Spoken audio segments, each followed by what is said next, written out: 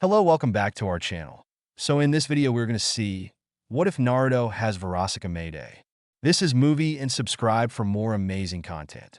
I request you to check out author and story named Son of the Devil by Legend of the Cube. So please check out. Let's get in video now. Beautiful, sexy ladies of Konoha, I will miss you all. Came a declaration from the Hokage mountain. Uzumaki Naruto was a very odd ninja. But then being raised by a godfather known as the Toad Sage and self-proclaimed super pervert, Jiraiya of the legendary Three Ninja. Since he was an infant, it was a very expected outcome. Both had lost track of the beatings they received from angry women over the years. Though Naruto had somehow had better luck with the ladies compared to his godfather, likely due to the positive influence from Tsunade and Shizen. One had been the mother/aunt he never had, and the other the doting older sister. Those who met the two sometimes wondered which was which at times. And while Naruto never became a super pervert, a pervert he became nonetheless, given it was mostly Jiraiya who raised him. This had two expected outcomes. A perverted young boy with a great appreciation for the female body, and one highly skilled at seals. He wasn't a genius like his father, but it was clear he had a knack for seals, a knack Jiraiya nurtured lest it be lost. Over time, that knack for seals would become a boon and a bane in more ways than one. Unfortunately, he was also a hyperactive child with a penchant for pranks. That in being skilled at seals left the Sannin more than a bit exhausted at times, and unable to complete his precious research too, or thwarted said research whenever an experimental seal blew up in their faces. "Damn brat," Jiraiya would say, shout more accurately whenever they were forced to run away from a mob of angry women. Naruto, for the most part, in the beginning would simply get a scolding. Jiraiya would get his nuts handed to him on a silver platter. And given the weird and unique techniques that existed, Jiraiya had always secretly worried it would happen one day in the literal sense. Hell, all it would take was a single swipe with a sharp or bladed object. But they were years Naruto had cherished all the same. Even when he was left in Konoha at the age of 13 to become a genin, while Jiraiya chased after some leads too dangerous for Naruto to be involved with. However, as he never attended school before, Naruto had the unfortunate luck of being marked as the dead last despite meeting all the requirements. In the end, he'd been teamed up with a skilled emo with a stick up his ass, an intelligent but flat-chested fangirl with explosive anger, and a highly reputed teacher with his nose stuck in Jiraiya's books. This was Team 7. Jiraiya had laughed his ass off at the irony of it all. From there the years flew by, with many ups and downs, as was the shinobi way of life. Naruto earned a reputation as a prankster and seal user and pervert in Konoha, earning the moniker the Sato no Kyoki no Sairai, second coming of the village's madness. A trait that only got worse as he grew into his adolescence and turned into an attractive young man, and when he got together with the village beauty, Yamanaka Ino. Inoichi had never forgiven him for corrupting his sweet, innocent daughter. If only the man knew. Ino was not as innocent as many believed her to be, especially her father. That, or the man was willfully blind to that side of her. What kind of innocent woman convinced him and the heiress of the Hyuga clan to participate in a three-way? Or a distant cousin of his, too? Hell, even a priestess from Oni no Kuni. Ino had some weird kinks, and while they had been a bit subdued, her tutelage under Anko during his training trip had changed all that. And he loved the woman she had become upon his return. Loved her to the point that Naruto had married the blonde-haired Yamanaka soon after the end of the Fourth Shinobi World War, and they welcomed their first child. First child between themselves, at least giving Shine's desire for an heir 3 months after the wedding. Their sexual exploits in Konoha were well known, much to Inoichi's displeasure. Neither Naruto nor Ino cared. Both were content with their lives. Both loved one another and those they were close to. The same couldn't always be said about the families of the partners they took to bed. Hayashi wanted to kill him once he learned Hinata had gotten pregnant out of wedlock with Naruto's second child. The man nearly had a stroke once it happened a second time. Stupid 1% factory error. Condoms should work 100% of the time, damn it, and it wasn't Naruto's fault. Why did Hinata have to possess the second best rack in all of Konoha? A sentiment Ino also shared and was a bit jealous of. Those beauties were only enhanced once she had gotten pregnant. Now, many decades later, and many other exploits later, Naruto smiled as he looked at the village he defended and led one final time. He was an old man now, over 100 years old, but even with seals and the gifts he possessed, there was only so much he could do now without resorting to forbidden techniques. And Naruto had no intention of going near any of them to extend his life.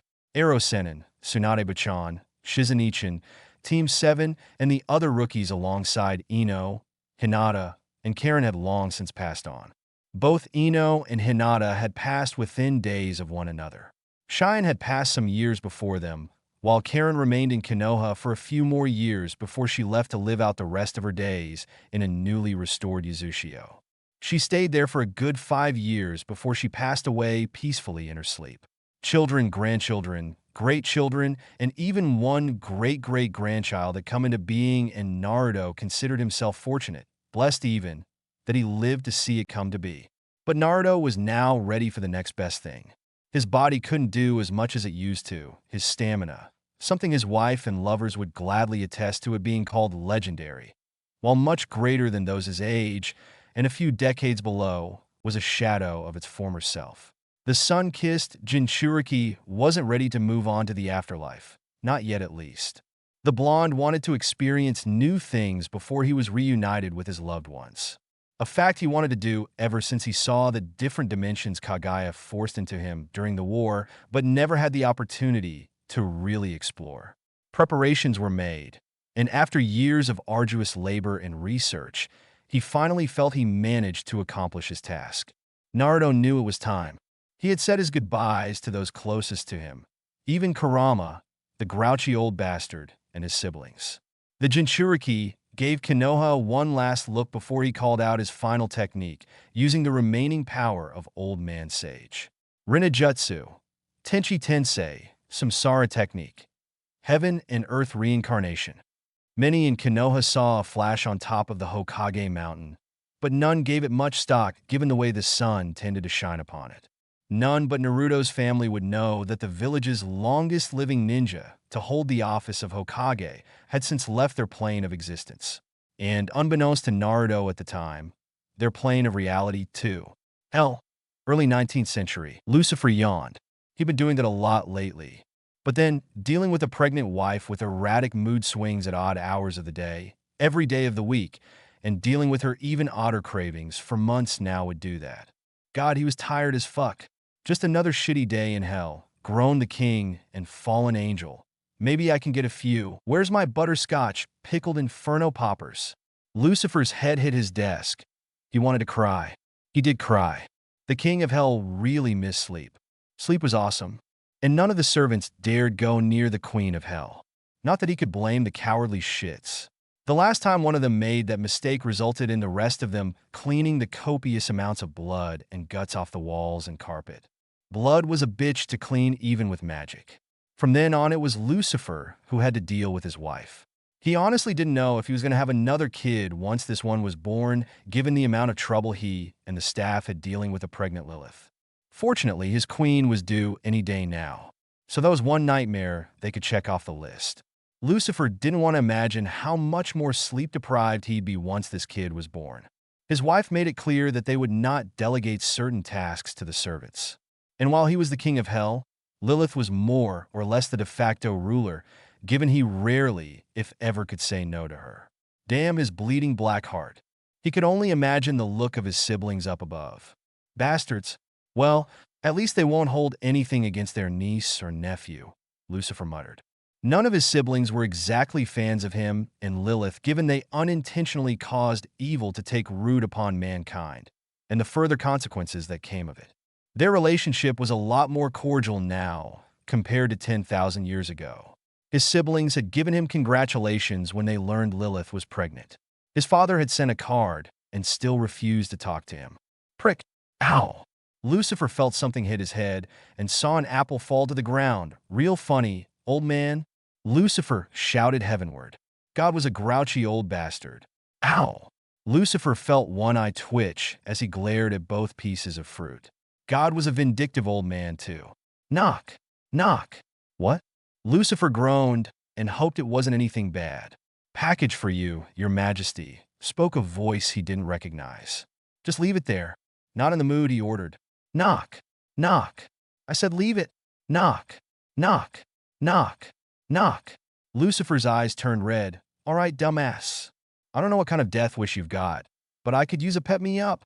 Lucifer reached the door to his office and opened them with a loud, booming wham. The king of hell was ready to unleash all his stress and frustration on the seemingly brain-dead servant, only to find a small basket and bundle along with a letter. The fuck? Lucifer grabbed the basket and watched as the bundle squirmed until the blanket moved away to reveal the face of a whiskered baby. Hi. Lucifer chided himself for being stupid. Who said hi to a baby and expected a response? Where did you come from? Another stupid question. He realized as the answer was very likely to be in the letter. Taking the basket, holding the baby and the letter into his office, Lucifer closed the doors to try and figure out what all of this meant. Silence permeated the Morningstar castle until everyone was rendered shitless by the shout that came from the king's study. Oh, fuck. To say Lucifer was in trouble didn't do it justice, and he could only wonder how his queen would react. But then, Lilith had always been a beautiful and understanding wife. And it was with that mindset that Lucifer went to go see his wife and tell her the news. You did what? Everyone in the manor, Lucifer included, froze upon hearing their queen roar. I borrowed your nail clippers. What's the big deal? B, the Prince of Gluttony, asked her friend. Nothing. This stupid pregnancy is driving up the wall. I haven't slept well in days, or been slept with in months. Yeah, can't help you there, Lily. I don't do pregnant women, Beelzebub told her friend. Bitch, you be lucky to have me. I have had you, remember? It happened once, and it'll never happen again. You and Lucy are into some crazy-ass shit. The Prince of Gluttony considered herself quite open-minded even by hell standards, but even then there were limits. Lucifer and Lilith easily crossed those limits. Wuss. Slut. What did you call me? Hanging up now. Don't you da? Beep. Beep. Beep. Rare Gry. Bad time? Lucifer asked. Lilith turned to her husband, but froze upon seeing the basket that held a baby and the letter in his hand. Lucifer didn't have time to react as she grabbed the letter and quickly read its contents. In hindsight, Lucifer quickly recognized the fact that he probably should have waited for Lilith to calm down before informing her. Double so when the castle shook and windows shattered from her fury. You son of a bitch. Save yourselves. Lucifer ordered the servants. None had to be told twice. Their queen going on a hormonal rampage was not a pretty sight and was very much an occupational hazard. It only took seconds for the mansion to be emptied. Such was their fear. How could you do this? Well, first IWOH, right? Not the best time for jokes. You know what I meant. Lilith wasn't in the mood for her husband's awkward humor. How could you impregnate my sister? Lucifer ducked and shifted his form as fireballs, books, furniture, and a spiked rubber ducky were sent his way. If you'll recall, you were part of that threesome. He transformed into a mouse when she threw another object. In fact, you're the one who suggested it to Eve. And who forgot to bring condoms? Lucifer couldn't ignore the truth in her words. But then, none of them had really been in the mood to think straight. Damn tequila satanica. It was the only booze in hell that could get both Satan and Beelzebub wasted, which was why the two sins collaborated together to make it. While he was reminiscing, Lilith remained pissed, tired, horny, sad, and needed to vent. God, was pregnancy equal parts exhausting and frustrating? RRRGGHHH. Wait, where did you get that piano? Lucifer wondered. Crash. Fuck. That was a close one. At least he had cover now. Honey, you okay? Lucifer popped his head out from behind the piano and got hit in the face with an apple for his troubles. Ow. Damn, that sexy woman. Damn apples. He was starting to dislike his favorite fruit at the moment. Honey, if this is another trick? Lucifer really didn't want to get hit with another apple. Lilith had quite the throwing arm. The BA baby's coming. Shit. Oh, my freaking nards. Lucifer coughed blood and fell to his knees as another apple crashed into his tenders. Why did he fall for that? It was the oldest trick in the book. Hell, he invented it. The baby is calm-eyed. You deserved it nonetheless. Fair enough. Lucifer couldn't dispute that even if he wanted to. Lilith groaned loudly after another painful contraction rocked through her. Call Bel. Now. Lucifer struggled to get to his feet, but complied after some effort. Why aren't you using your wings? Lucifer blinked and smacked his head for not thinking that through. The apple that struck his back was well-deserved. But he could care less. For hours and several broken hand bones later, Lucifer and Lilith welcomed their firstborn into the world. Well, firstborn between them. Congrats, your majesties. It's a beautiful baby girl, Belphegor, a female satyr-like demon who wore a medical mask that doubled as an eye cover. Also better known as the Sin of Sloth, and overall the best doctor in all the Seven Rings, spoke with a bored tone. Though Lucifer could tell she was happy for them when the Sin handed the newly born princess of Hell to her mother. She's perfect. Charlotte, my little hellion, a sweat-covered and teary-eyed Lilith co-ed at her newborn child.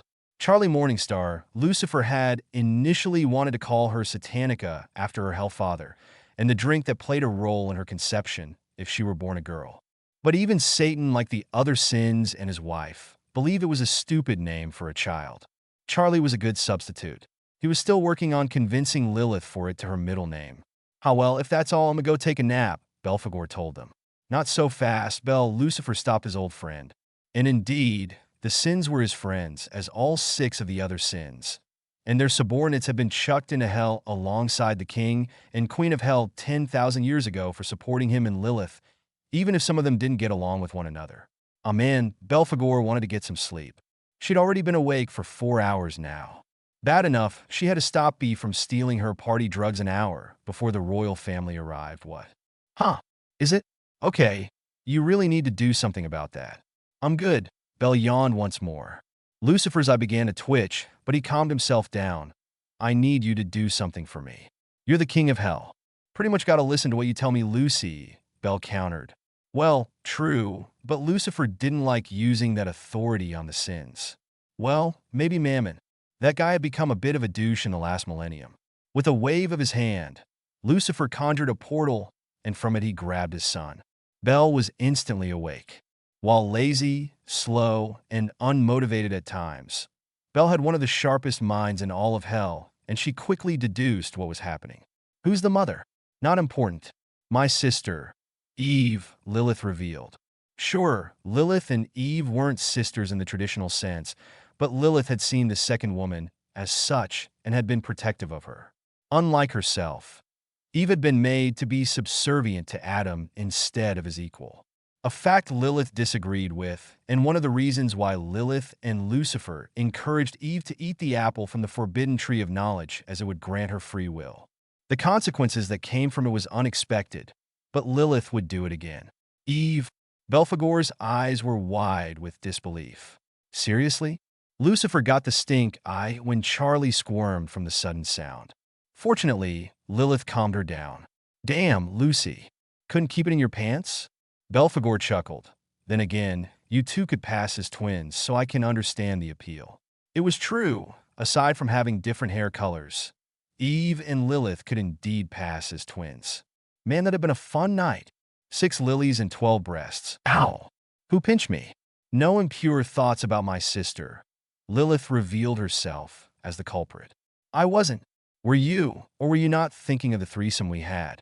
Lilith dared him to say otherwise. Okay, that doesn't count. Memories of events that already happened. Just mark them down as twins. And keep quiet about it. Or else. Lilith ordered. Belphegor merely yawned. Her previous alertness had quickly evaporated, and she was not the least bit scared. Or she was too tired to be scared. Yeah, sure, whatever. Don't really care. The Sin of Sloth waved her hand, and the birth certificate showed both Charlie Morningstar and, what's his name? Naruto. His name's Naruto, an odd choice for a name, but it was the name Eve had decided on. Lucifer would honor her wish. A Japanese name? Whatever. Not her business. Nor did Belphegor care really, but why is he here anyway? Both Lucifer and Lilith frowned as they recalled Eve's warning in her letter, and both husband and wife answered as one, Adam. Belphegor didn't need to know more than that. Adam wasn't the highest authority in heaven, but he was influential and had many privileges many lacked, given he was considered a favorite of God by many. and under no circumstances would he allow a son of Lucifer to live in heaven. Hell, he wouldn't allow a son of Lucifer to live at all if he had his way. Much like Lilith, Eve had long since left Adam once she ascended to heaven. Hey, it was till death do they part, and when they both died, they were no longer considered man and wife. A fact Eve greatly relished. Adam wasn't exactly the best of husband or father, really. In fact, Eve spent most of her time outside of heaven because of it. But a child of Lucifer would easily be on heaven's radar in the mortal realm. They had their ways of knowing, and Lilith could only imagine how much effort it had taken Eve to ensure none of this was discovered. Got it? Now, who's going to be marked as the firstborn? Technically, the son was the eldest, but they were lying about them being twins, so what's one more lie? Doesn't matter, Lilith told the sin and grabbed her nephew/son from her husband's arms. And it didn't. Hell, for the most part, didn't do the whole who was born first thing when it came to leadership among families. It was who was the strongest and most cunning. Either way, both were a prince and princess of hell. And she knew both would go on to do great things. Almost 2 centuries later, 7 years before Has-Been Hotel. Fucking G, asshole. Herc, doesn't he know who I am? I'm gonna throw up. And the demon and rising pop star, known as Verosika, Mayday, did just that. Oh my Satan, what the hell is wrong with you? SHHHH. You're talking too loud. You threw up on my baby, you bitch. Wah.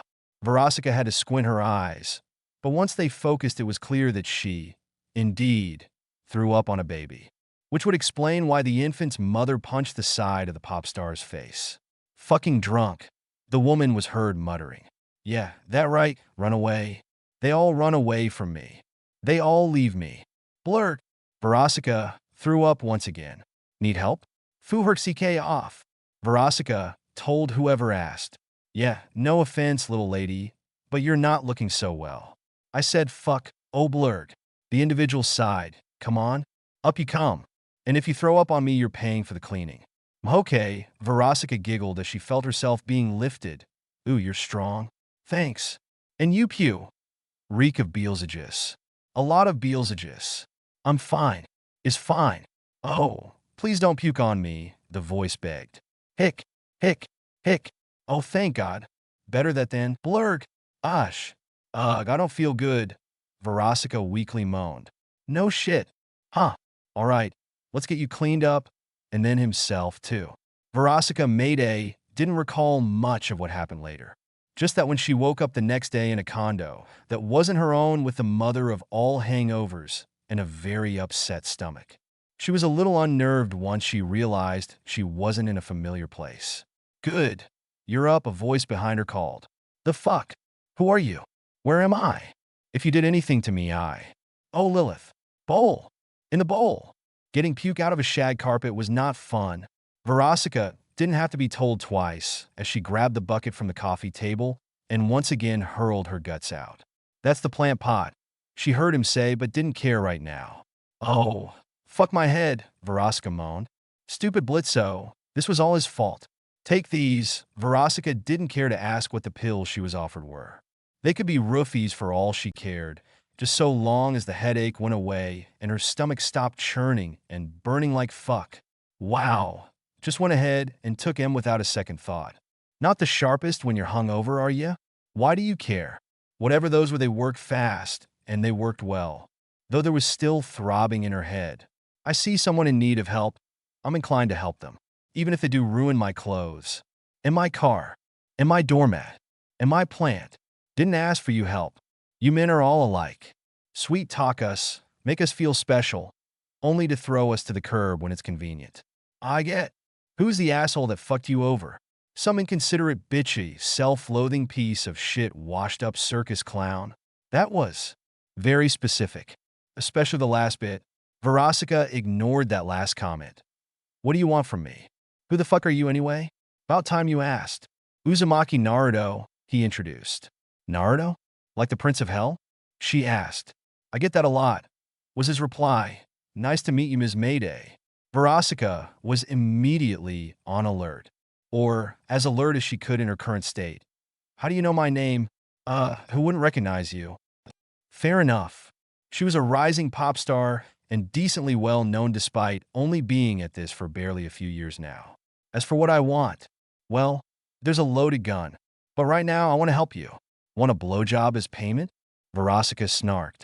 Not after all the throwing up you did, he pointed out. Good point, and it was true.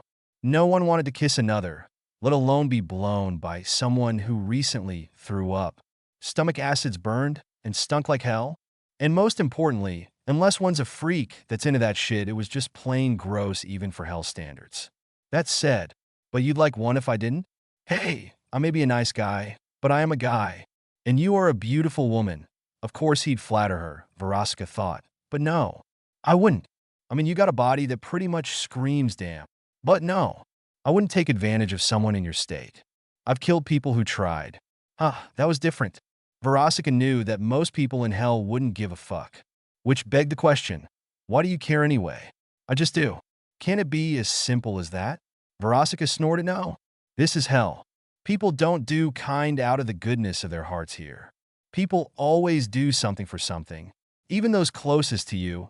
At least that was her experience. True. But my something is making certain you're okay. Can't that be a reason? Look, if you're putting this nice guy act just to get me to sleep with you, I don't want to sleep with you. Naruto rose his voice and Verosika remained quiet.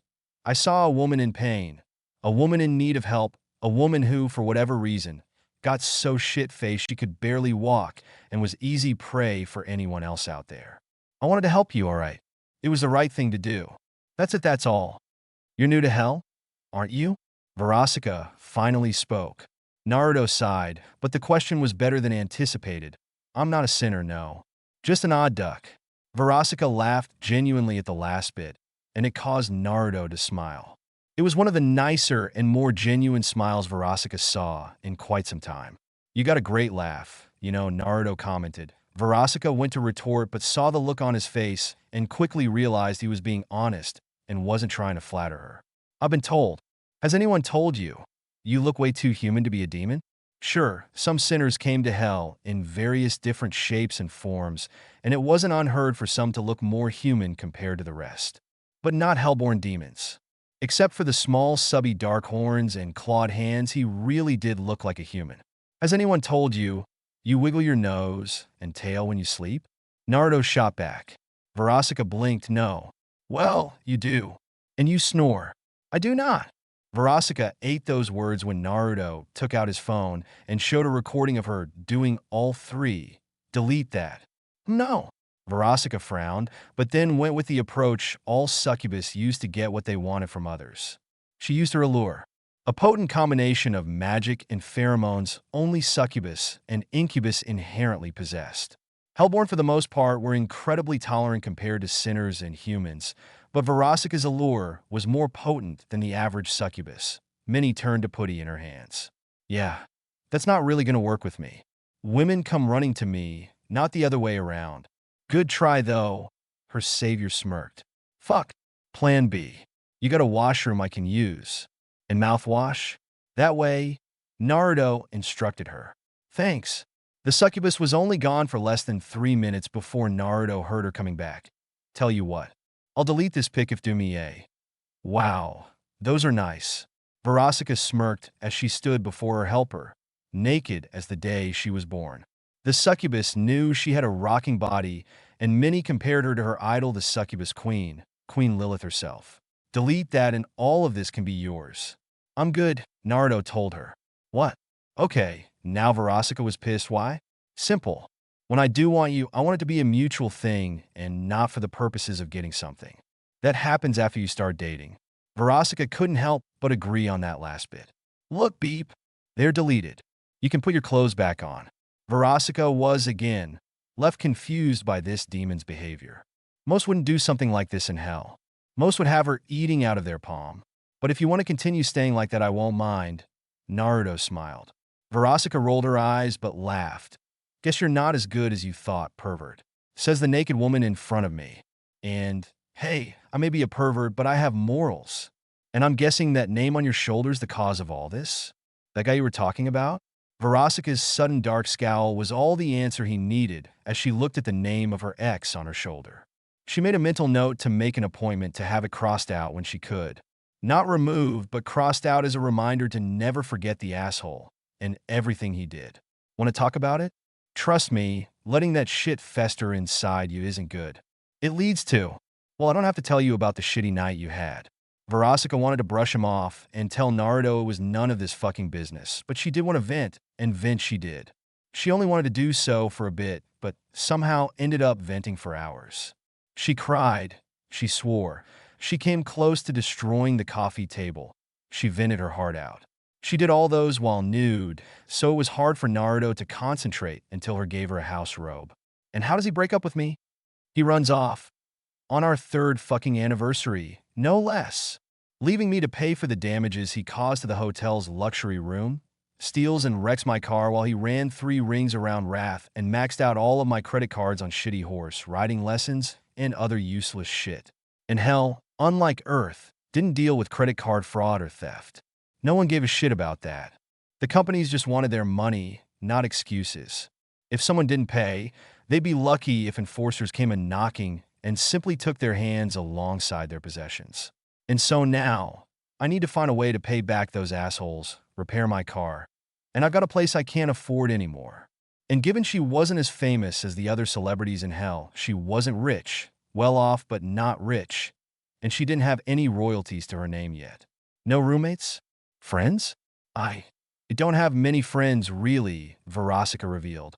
She had acquaintances and she knew other succubi and incubi she was cordial with due to her work, but that was about it. The life of a pop star was a busy one that hardly left her with a social life. Her ex was an exception, given he had been her bodyguard before they began dating and had spent time together on a regular basis as a result of his job.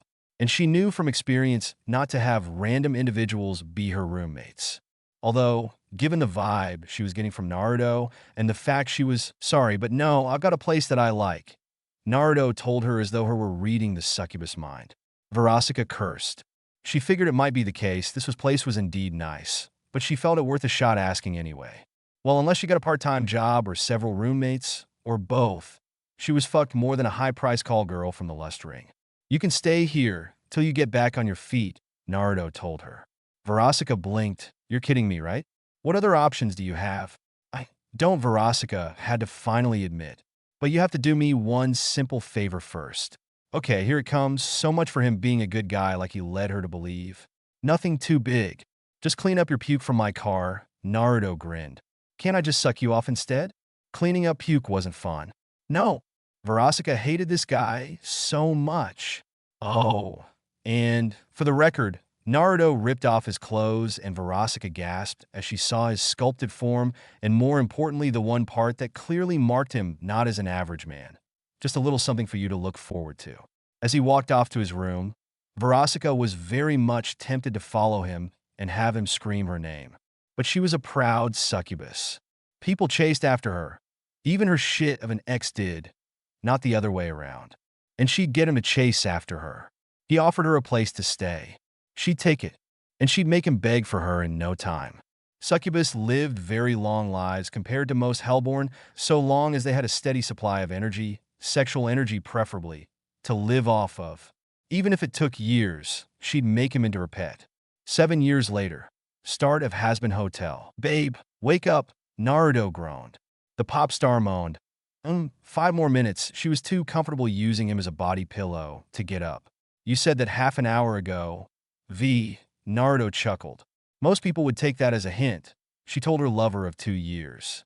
Hey, if you two are done fucking in there, get your asses out here before the last bit of breakfast goes to milky sass. You're just jealous cause my ass is a thing of beauty while yours is as flat as a board like your tits, Kiki. Bitch. Fight. Fight. Fight. Fight. Yeah. Another voice chanted and cackled. It was soon followed by the sound of tumbling and furniture being knocked over, and even more cackling. Hey, watch it. Ugh. Naruto groaned as he heard the chaos unfold. Kiki, Milky, Apple, and Coco were friends of Verosika, some of the few true friends that the pop star had made over the last 7 years. Each had their own misfortune and down-on-their-luck story that Verosika could relate to. Milky was a short demon due to her father being an incubus and her mother an imp. Unlike her sisters born from her parents' union, Milky didn't have the classic succubus look and stature and instead had a shorter, thicker build, especially her lower half. This resulted in many demons wanting nothing to do with her, and few wanted to hire her. Those who did had only done so to take advantage of her desperation to make ends meet. Kiki was a tall and almost lanky succubus that, while attractive, lacked the curves generally expected of succubus. Most importantly, she was also lacking in the chest area. So, when her boyfriend at the time dumped her for another, she had been left devastated and near suicidal. Much like Verosika, Kiki had believed her ex to be her destined one, only to have her heart broken. Apple was a succubus that was very much like Naruto in his past life, very hyperactive and full of energy and a bit crazy. And given Hell didn't really give a shit about mental health. Hell had therapists, oddly enough, but they weren't very good. Apple had become a party girl that had unfortunately fallen into the wrong crowd and had developed a bit of a drug problem for the longest time until she, like Verosika, had gone into rehab. It was how the two met. Coco, the last and final succubus, was the odd woman out compared to the rest of them, as she didn't have as much of a sad background as the other three. The succubus was a talented makeup artist and clothes designer, and she had been quite sought after too. Unfortunately, that talent meant nothing when you couldn't find work after refusing to work for an overlord who didn't like sharing the spotlight and had a monopoly in pride and a presence in the other rings too. Somehow all four in one way or another ended up working for Verosika, and then sometime down the line, they started living at Naruto's place. It was chaotic at times, but he wouldn't change it. That being said, remind me why I agreed with letting them live here again? Want me to show you what I did to convince you instead? Verosika asked with sultry tone. Much as I would love a repeat of that, and I really would, I've got work to do, so there isn't enough time for you to do it right. Verosika pouted at his reluctant refusal. But I'm wet, and I'm hard butt. Wait, what am I saying? You could wait a few minutes. Eep! Verosika squealed upon suddenly finding herself on her back and looking into her lover's eyes. Quickie? Quickie, he nodded. Wham! Oh, come on, guys. Naruto growled. So much for a quickie. You promised I'd get to join the next round, Kiki whined. Naruto wanted to retort, but a promise was a promise. Fine, hop in. Milky finished breakfast anyway, right? Kiki and Verosika both gave him a deadpan look, right? Dumb question. Yep. And on another note, bonsai. Kiki's clothes vanished as she jumped on Naruto's back and began to nibble on his ear, while Verosika nibbled on the other. The blonde tried and failed to prevent a moan that threatened to escape his mouth as the two succubi went to work. God, damn, he loved his new life. You're late, a voice told him as he entered the dining room. Sorry, Mom, Naruto winced. His mother hated tardiness. He had a good reason for it, though. Well, two good reasons. Well, you're making me grandchildren, so I'll let it slide, she laughed. Mama was always about grandchildren with her. I'm not getting any younger. You're over 10,000 years old and immortal to boot. You can wait a while longer. No, I can't, said the Queen of Hell. I want grandbabies to spoil, and I want them now. And with your sister dating Vaggie, Naruto corrected. Why couldn't his parents remember names properly? The point is this. Make me grandchildren soon, or I'm introducing myself to her. Not cool. Yes, in the 7 years Naruto and Verosika knew one another, not once did he reveal his identity as the Prince of Hell and the heir to the throne of Hell to his girlfriend. Given everything that was happening and how the hell was, Naruto felt it was safer that way. Charlie was unfortunately seen as a joke due to her views. So many thought her value was much less compared to him, so she was pretty much left alone. Naruto hadn't lucked out even with him being in the top 10. But even then, Naruto knew he should have told Verosika long ago, especially when they started dating 2 years ago. But the woman's emotional baggage was a lot, and Naruto didn't want to overwhelm her. It had taken the succubus almost 5 years before she was ready to finally try her hand in a meaningful relationship. And it had taken her half a year before she finally admitted to herself that she and him were dating and not just fuck buddies. He didn't want to imagine how pissed she'd be once he finally told her that he wasn't just the founder and CEO of a well-reputed security firm known for its security team and fair treatment of lower-class demons such as imps and hellhounds. Speaking of which, have you had a chance to think about it?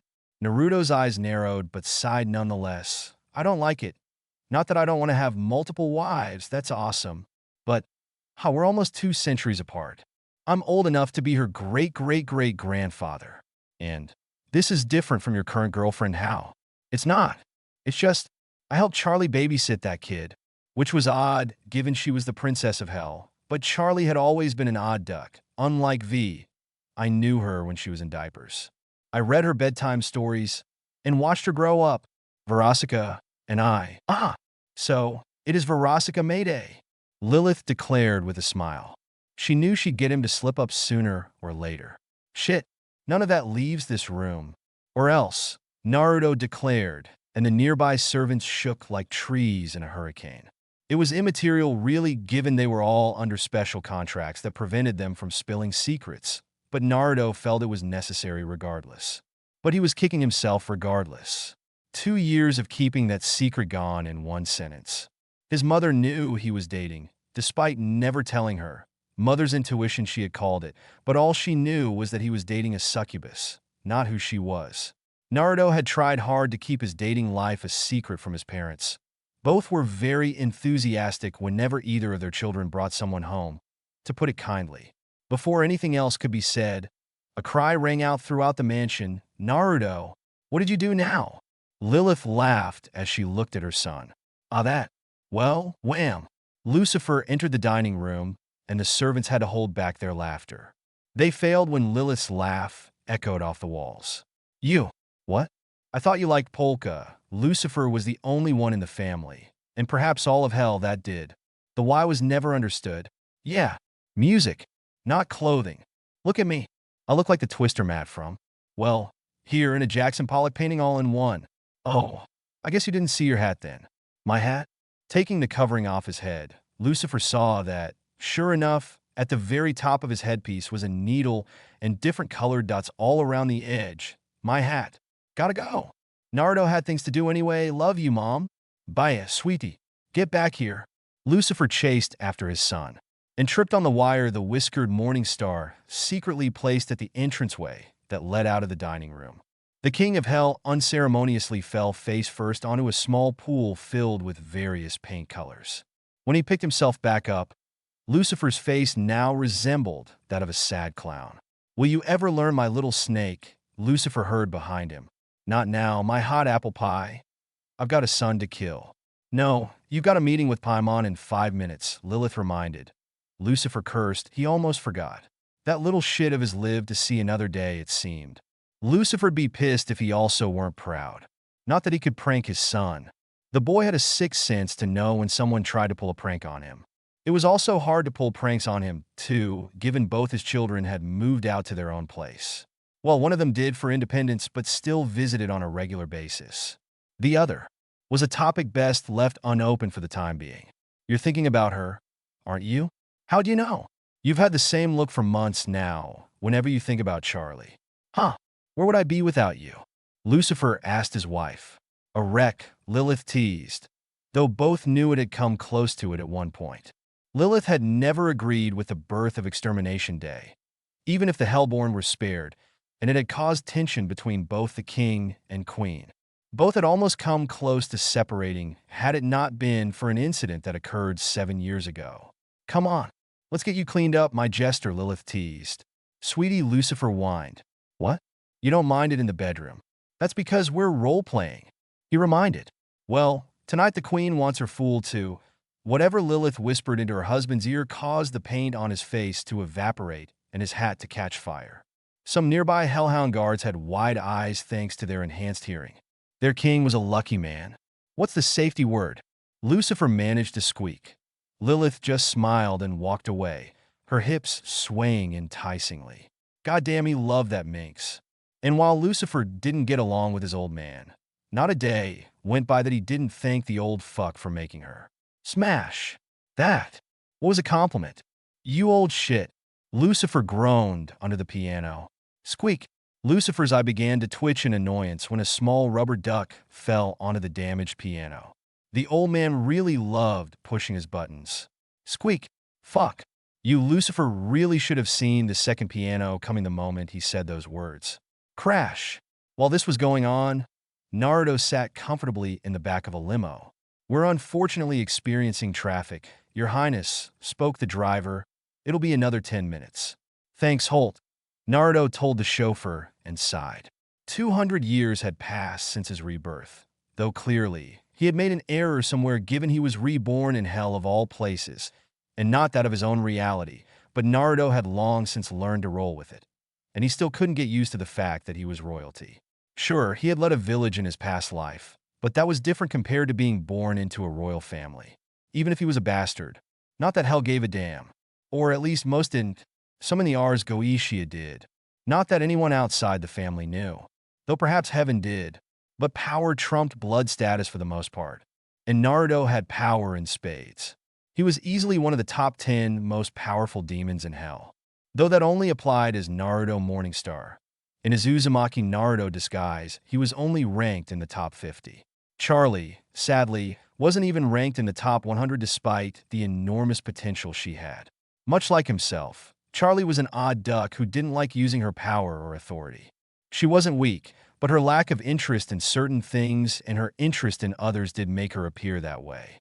Speaking of which, Naruto quickly grabbed the remote for the television and turned it to the channel she told him she'd be on. Oh shit. Oh shit indeed. It looks like the one who just joined the battle is none other than, here Katie Killjoy, faint a gasp. Angel Dust. What a juicy coincidence. You must feel really stupid. Right now, laughed the anchorwoman.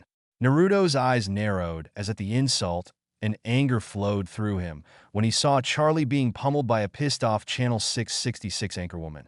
Holt, change of plans. As Katie Killjoy raised her fist to strike the Princess of Hell, she found herself incapable of moving her arm due to a tight grip. You want a piece of me, asshole? Katie slapped the owner of the arm that prevented her from hitting the stupid out of the princess, and instantly regretted her outburst once her mind registered what she had just done. And more importantly, who she just slapped. Naruto Morningstar, the Prince of Hell himself. Hey, Charlie. Hey, Naruto, Charlie smiled. You okay? It's all good. This is nothing. Remember when Helsa and I fought? Remember? I got a tooth knocked out from a wild swing. Though he couldn't remember if it was Charlie or Helsa who did the deed, given the two were seeing red at the time. It grew back, and you two ended up in intensive care. Naruto continued. We did? I don't remember that. You were out for nearly 2 days. Helsa was out for the same amount of time, too. He'd be surprised if either of them remembered anyway. Did I hear you make fun of my little sister? Everyone that wasn't Charlie, Vaggie, Razzle, and Dazzle at Station 666 froze. The anger of the Prince of Hell was quite well known. She also said she doesn't shake hands with her kind. Vaggie added viciously, her smile equally as evil. Killjoy paled considerably. Did she? Naruto smiled a soul-chilling smile that caused those closest to him to flee and leave Katie to her fate. If I ever hear or learn of you saying that again, I will tear your soul apart like every other disrespectful, insignificant little shit who dares insult my family, and broadcast your screams on every network in hell until you beg and plead for your miserable, pathetic life. Toyendi. Naruto, the Prince of Hell, was taller than his father, but shorter than his 6.5-foot tall twin sister by a few inches.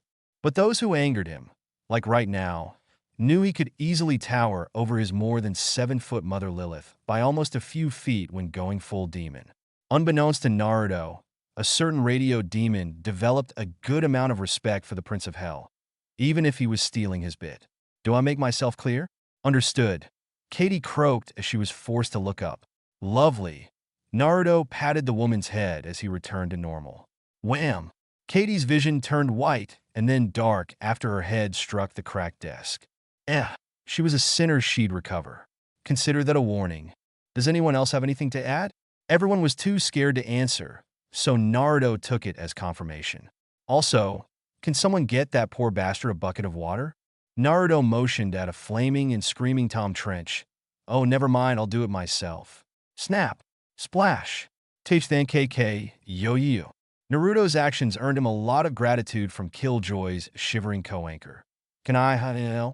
Don't push it. While Tom didn't make fun, Naruto did recall him laughing at Katie's comment. So RRY. So a hotel for sinners, huh? Naruto asked inside the limo.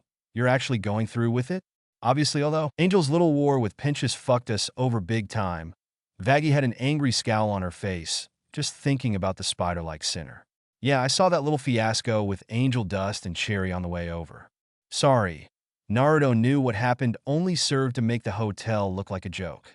But then one couldn't expect another to change their ways immediately. Rome wasn't built in a day, and even then, there were hiccups in the beginning. Yeah, I guess, Charlie answered, but Naruto frowned. But Charlie sighed, I wish Dad had as much faith in me as you and Mom did. Vaggie and Naruto's gaze softened. Dad loves you. Don't doubt it for a second. Charlie, their father might not support his daughter's dream. But even with their strained relationship over these last 5 months, but Naruto knew the King of Hell loved her, without a shred of doubt. The King of Hell was scared for her, and didn't want her to be crushed, but that wasn't Naruto's place to intervene. Charlie and Lucifer had to work it out amongst themselves. Look if it makes you feel any better. Here, Naruto gave Charlie photos of his morning prank on the King of Hell. Faha! Oh, God. He must have been so pissed. Charlie laughed. Yeah, well, I can't go back home for the next little while. Both Naruto and Charlie shuddered. Neither knew why, but at the end of his pranks, it somehow always ended up with their parents becoming nauseatingly frisky and loud. So, very loud. Naruto personally believed it was done as a form of punishment. I'm still surprised you two don't have any more siblings, Vaggie commented. She had been a witness to the king and queen of Hell's love for one another, and the frequency of their coupling. Pretty sure Hell signed a petition pleading her not to. Apparently Lilith had very volatile and destructive mood swings. I couldn't have been that bad? Our mother was pretty much the cause of Mount Tambora erupting in 1815 when Dad failed to satisfy a certain craving, Charlie told her girlfriend of 3 years. It killed 250,000 people, and that number was almost doubled in Hell. Yipes, Vaggie winced and made a note not to piss off the Queen of Hell. Yeah, Charlie nodded. By the way, Naruto, I was wondering if you had any tips? Tips?